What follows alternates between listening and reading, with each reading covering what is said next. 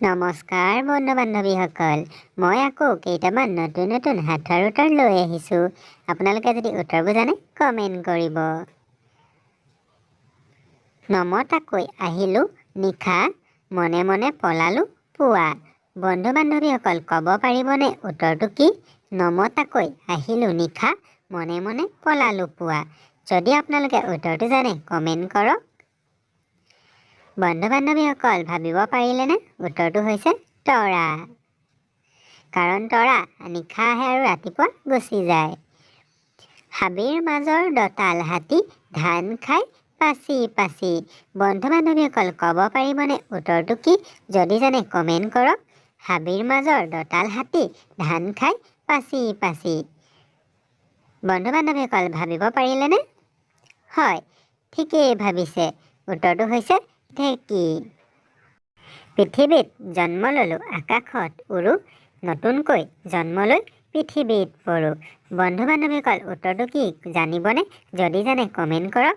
পৃথিৱীত জন্ম ল'লোঁ আকাশত উৰোঁ, নতুনকৈ জন্ম লৈ পৃথিৱীত পৰোঁ। যদি আপোনালোকে উত্তৰটো ভাবিব পাৰে কমেণ্ট কৰি জনাওকচোন। বন্ধু বান্ধৱীসকল ভাবিব পাৰিলেনে? উত্তৰটো হৈছে বৰষুণ।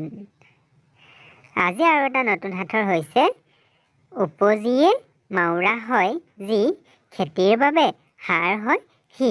বন্ধু বান্ধৱীসকল আপোনালোকে ইয়াৰ উত্তৰটো জানিবনে? যদি জানে কমেণ্ট কৰক। বন্ধু বান্ধৱীসকল ভাবিব পাৰিলেনে? উপজিয়ে মাউৰা হয় যি, খেতিৰ বাবে সাৰ হয় সি। হয়, ঠিকেই অনুমান কৰিছে। উত্তৰটো হৈছে গোবৰ। ব্যৱহাৰ নকৰিলে পৰি থাকে আৰু ব্যৱহাৰ কৰোঁতে থিয় হৈ থাকে। বস্তুটো কি? বন্ধু বান্ধৱীসকল ক'ব পাৰিবনে কেনেকুৱা কি বস্তু আছে যি ব্যৱহাৰ নকৰোঁতে পৰি থাকে আৰু যেতিয়া তাক ব্যৱহাৰ কৰা হয় ই থিয় হৈ থাকে? যদি উত্তৰটো জানে কমেণ্ট কৰক। বন্ধু বান্ধৱীসকল ভাবিব পাৰিছেনে? উত্তৰটো হৈছে চাইকেলৰ ষ্টেণ্ড। কাৰণ যেতিয়া তাক ব্যৱহাৰ নকৰি পৰি থাকে আৰু ব্যৱহাৰ কৰোঁতে ইয়াক উঠাই লোৱা হয় বা থিয় কৰি ৰখা হয়। তলৰ ইমজিবোৰত এটা অমিল ইমজি আছে।